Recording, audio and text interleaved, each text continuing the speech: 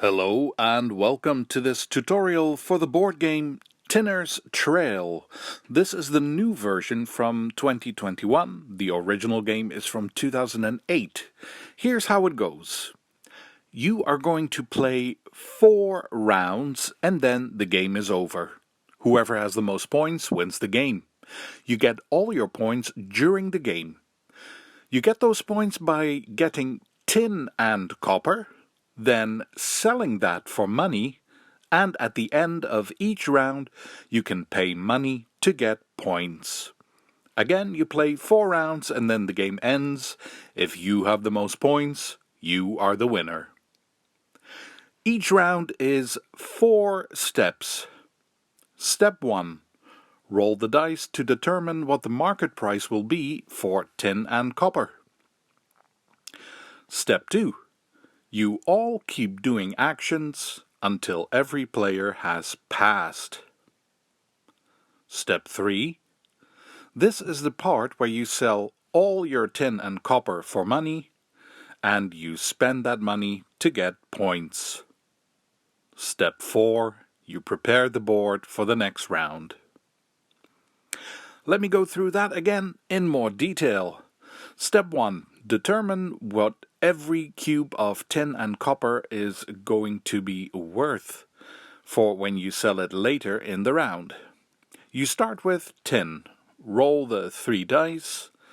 The board will tell you where to place the cube based on the outcome. I rolled this, so that means the tin price for this round is this. Then I do that exactly the same for copper. That's it. There's one important detail.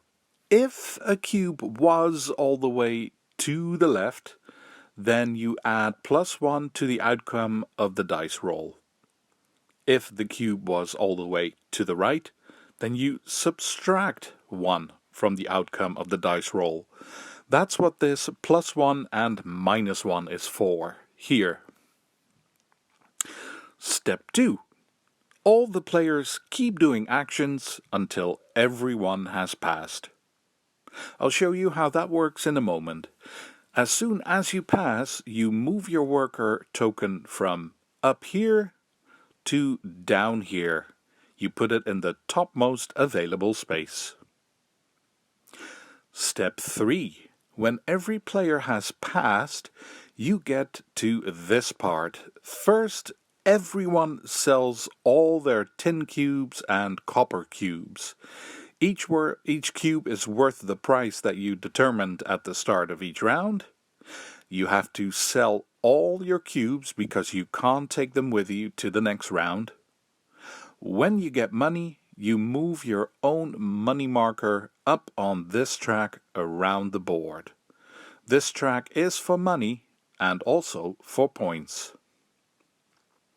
When every player has sold all their cubes and taken their money, it's time to turn that into points. But that goes in player order. The player who is at the top goes first, and from there you go down. You keep doing this until every player has passed. So if you want, you can turn money into points more than once. This overview shows you how many points you get for how much money in each round. For example, I'm in this row and we're in round number 1. And here it says I can get 22 points if I pay 10 money. So I could pay 20 money to get 44 points. I move my money token down by 20 spaces, and then I move my point marker up by 44 points, and then it's the next player's turn. When it's my turn again, I can choose to again pay money to get points, or I can pass. When you pass, just move your token back up here and place it in the topmost available space. Step 4. When every player is done selling money for points, the round is over. All you have to do is completely refill this bottom row here by placing new steam pumps, and removing any other pieces that are there in the round that you just played. For example, we just finished round 1. Here in this space for round number 1, you still have these items left, so they go off the board. Also, up here you have the new player order for the next round. Whoever is at the top space can take a peek at one of the face-down tiles on the game board.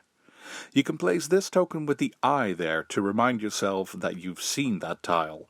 As long as it's there, you can always look again. If you're with more than 2 players, then the player in the number 2 spot can also peek at a face-down tile. Done! You're ready for the next round. Now, the most important part, the action phase in step 2. How does that work? Before I explain the actions that you can do, let me tell you when you get your turn, because you don't go clockwise around the table. This area up here determines who gets to go next. The player who is the most furthest behind is the one whose turn it is. For example, if I put it like this, then the player yellow is at the most left, so now it's yellow's turn. And for each action that you take, you have to move forward at least 1 space to the right. If I choose to do this action, then the game board shows me that I have to move my token forward 2 spaces. So I slide it forward by 2 and put it in the topmost available space. When I've done my action, I'm over here now, so it's this player's turn because this token is in the back. In case of a tie, the player that is the highest up is the one who gets to go next. That's how you decide the player order each time. It's possible you might get 2 or 3 turns in a row if the rest is so far ahead of you. The only action for which you don't have to move forward is passing, but then you move down here and you can't do any more actions.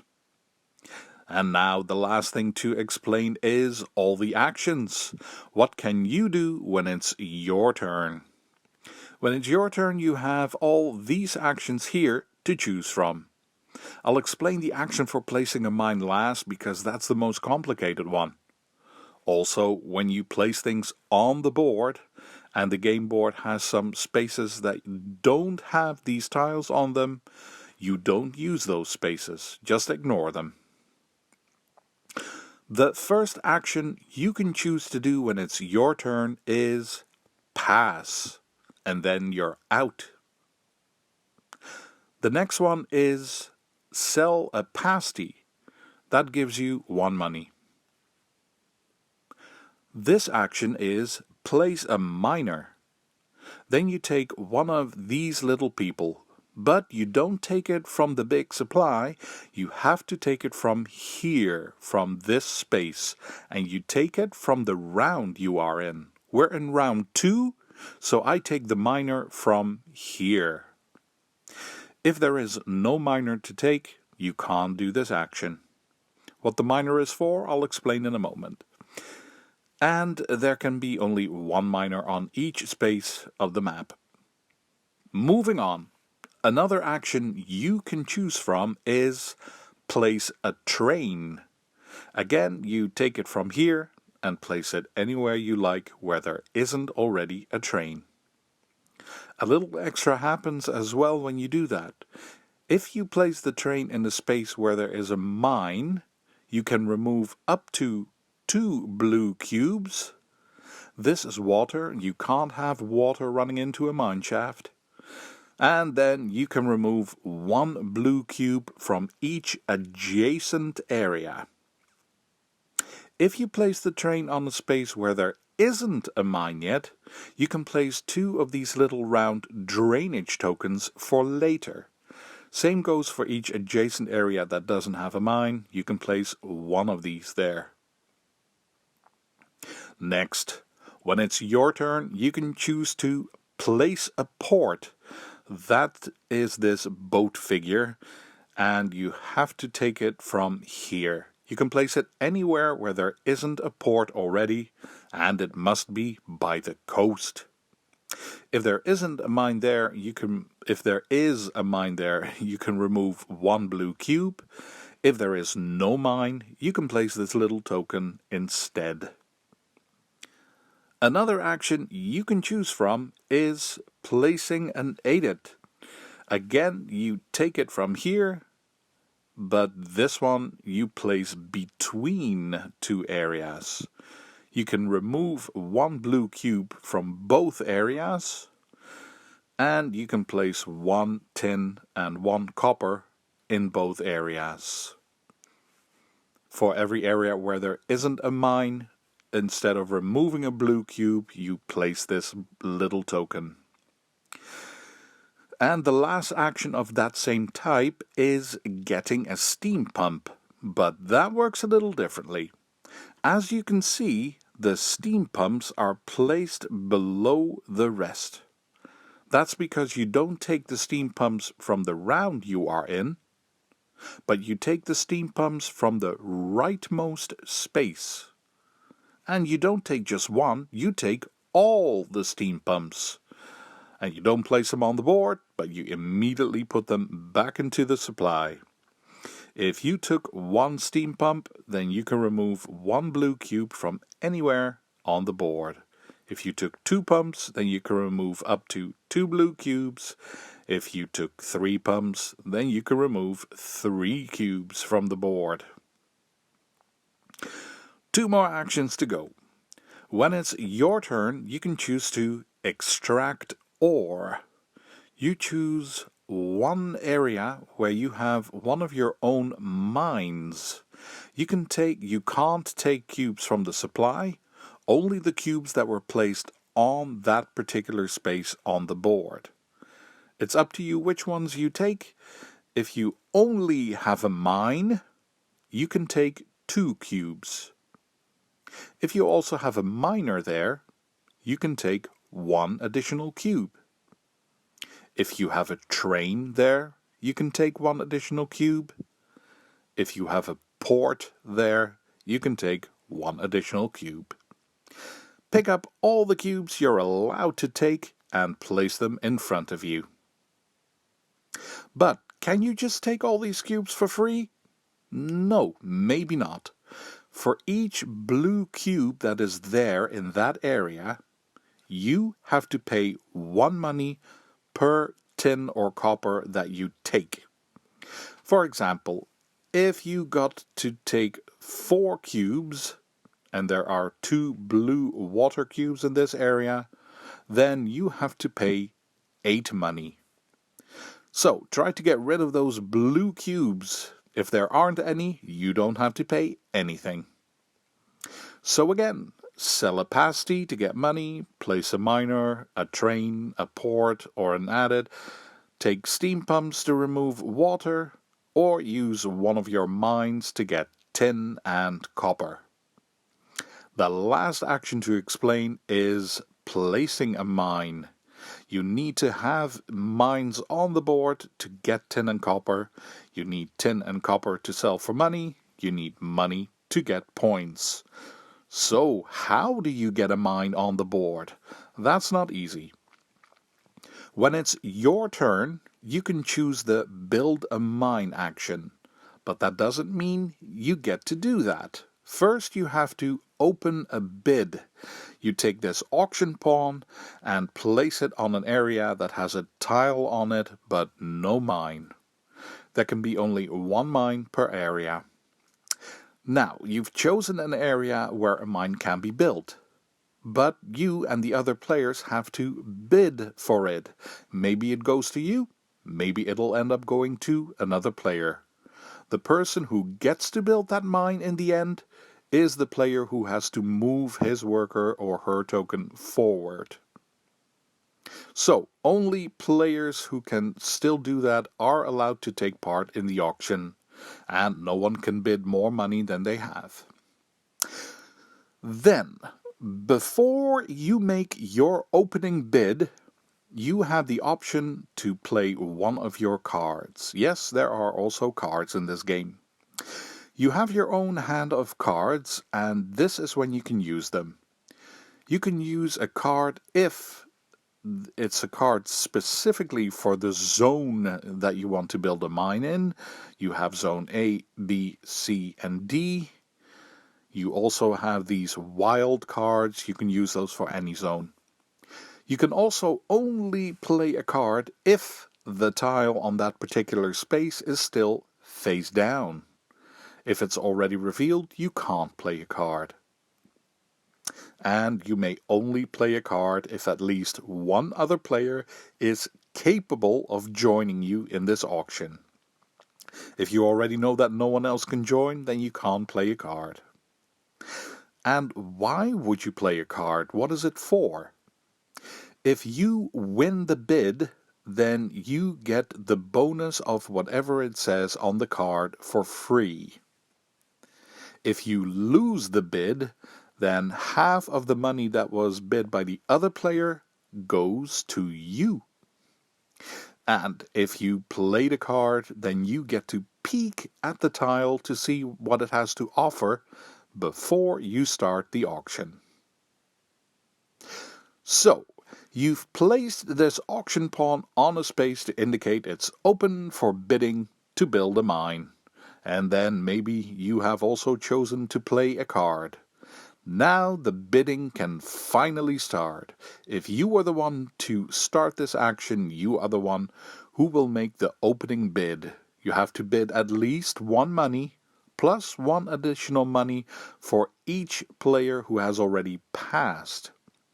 And then you go clockwise around the table, giving each player a chance to either drop out or make a higher bid. When everyone except the highest bidder has dropped out, the auction is closed, and the winner can pay the money and place the mine on that space. That player also has to move his worker token forward here by 2 spaces. You can take the tile that was there and place whatever it says on it in that area. Then remove the tile from the game. If you or anyone placed any of these little drainage tokens in that area, you get to remove 1 blue cube per token. And if a card was placed, you get whatever it says on that card and also place it in this area. Even if the card shows a steam pump, then you can take a pump from the supply and place it in this area. You can immediately remove 1 blue cube, and from now on you can remove a blue cube from this space at the start of each round. One last detail.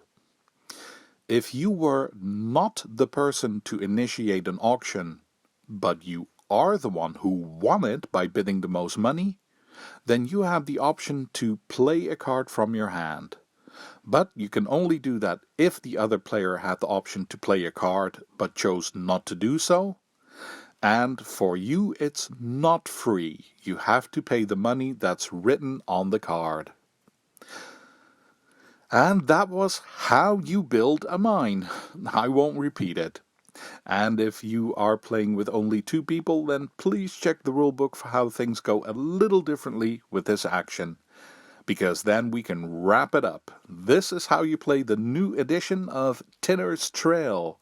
I hope you feel like you have a good understanding of how it goes and that you'll enjoy it. Thank you for watching. Feel free to leave a comment and see you for the next one.